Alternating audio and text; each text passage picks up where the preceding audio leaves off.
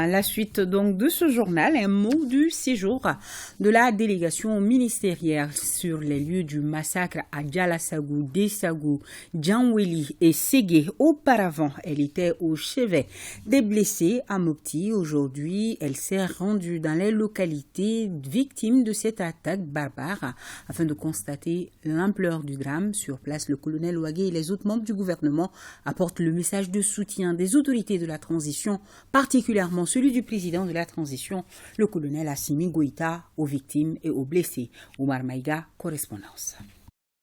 Après l'attaque terroriste sur les populations des villages de Djalassagou, Djanweli, Déguessagou et Ségué dans le cercle de Bankas, région de Banyangara, 4 membres du gouvernement se sont rendus sur le terrain, à savoir le ministre de la Réconciliation, de la Paix et de la Cohésion nationale, chargé de l'accord pour la paix et la réconciliation nationale, de la santé et du développement social, de la promotion de la femme, de l'enfant et de la famille, et de celui délégué auprès du ministre de la Santé et du Développement social, chargé de l'action humanitaire, de la solidarité, des réfugiés et des déplacés. Objectif, transmettre le message de soutien et de compassion du président de la transition et du peuple malien. La mission est de faire une évaluation sur la situation humanitaire. Le président de la transition, son excellence le colonel Assimi Goïta, en dépêchant cette mission, il nous a fait accompagner par une enveloppe symbolique de 20 millions.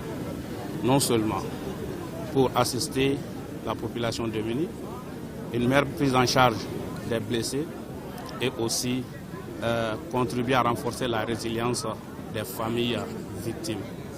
La délégation ministérielle a fait un tour d'horizon de la ville pour constater de visu les dégâts causés par les assaillants sur les différents sites et s'est inclinée sur la mémoire des illustres disparus. Une fois de plus, c'est de rassurer la population de Djalassagou et environnant que le peuple malien reste à leur côté dans ces circonstances douloureuses. De les rassurer qu'il ne restera pas impuni, d'où l'engagement de nos forces de défense et de sécurité. Cette barbarie des individus sans foi ni loi ne saurait dévier le gouvernement et les forces armées et de sécurité de leur noble mission, à savoir assurer la sécurité et la libre circulation des personnes et de leurs biens sur toute l'étendue du territoire.